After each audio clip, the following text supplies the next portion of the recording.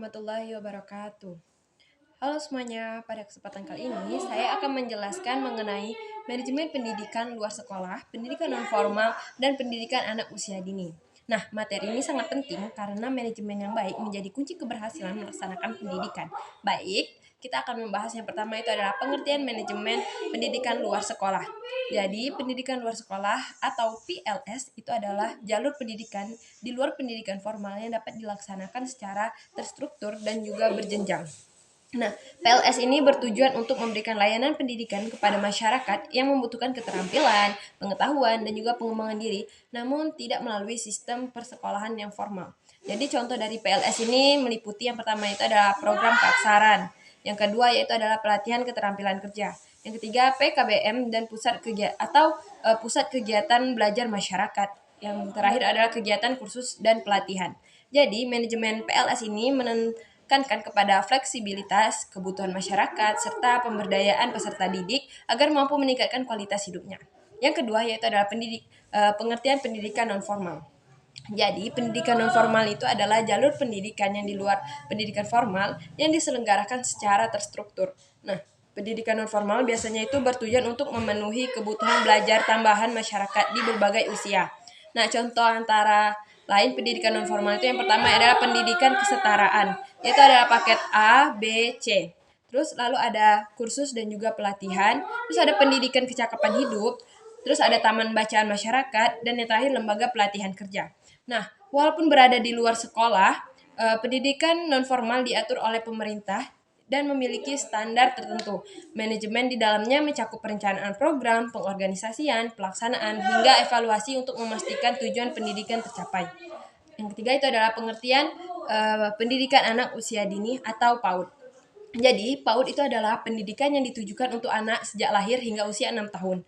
Nah, fokus PAUD ini bukan pada akademik, tetapi pada stimulasi perkembangan anak yang mencangkup perkembangan fisik motorik, terus ada bahasa, kognitif, sosial emosional, moral, nilai agama, dan seni dan kreativitas. Nah, manajemen PAUD ini harus memperhatikan karakteristik perkembangan anak yang membutuhkan lingkungan aman untuk bermain yang bermakna serta interaksi yang hangat antara pendidik dan juga anak. Nah, fungsi manajemen dalam pendidikan luar sekolah, non formal dan juga PAUD. Jadi, di sini ada 3 jenis jalur pendidikan. Fungsi manajemen secara umum meliputi yang pertama perencanaan. Nah, meliputi analisis kebutuhan, menetapkan tujuan, menentukan sasaran peserta didik, terus memilih kegiatan serta menyusun strategi pelaksanaan. Yang kedua itu adalah pengorganisasian. Di sini pemimpin dan juga mengelola menentukan struktur organisasi, pembagian tugas, wewenang serta kerjasama antar staf atau pendidik. Yang ketiga itu adalah pelaksanaan. Pada tahap ini, kegiatan dijalankan, pendidik memberikan layanan pendidikan, dan program yang dilaksanakan sesuai rencana. Yang terakhir itu adalah pengawasan dan juga evaluasi. Nah, evaluasi diperlukan untuk mengetahui efektivitas program, kualitas layanan, serta perbaikan program di masa yang akan datang. Nah, prinsip manajemen pada pendidikan luar sekolah dan juga PAUD. Yang pertama itu ada beberapa prinsip utama yang harus diperhatikan. Yang pertama, berorientasi pada kebutuhan masyarakat. Nah, terutama PLS dan juga non formal yang sangat terkait dengan kebutuhan peserta didik dewasa dan masyarakat sekitar. Yang kedua itu adalah fleksibel dan juga adaptif. Nah, jadwal, metode, serta kegiatan dapat disesuaikan dengan situasi peserta didik. Yang ketiga itu adalah partisipasi. Masyarakat, orang tua, dan berbagai pihak dilibatkan dalam perencanaan dan juga pelaksanaan.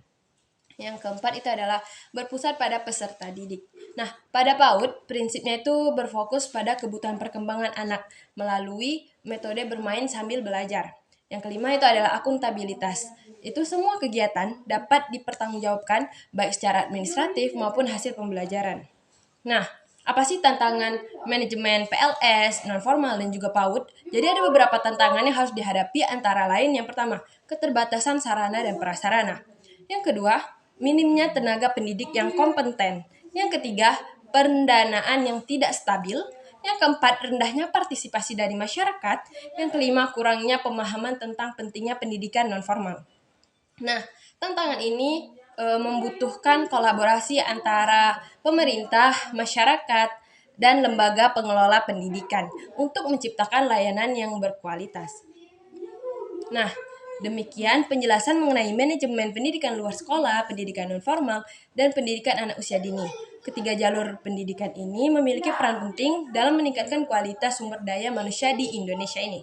Dengan manajemen yang baik, pendidikan yang akan menjadi lebih efektif, relevan, dan mampu memenuhi kebutuhan masyarakat. Terima kasih telah menyimak video saya kali ini. Wassalamualaikum warahmatullahi wabarakatuh.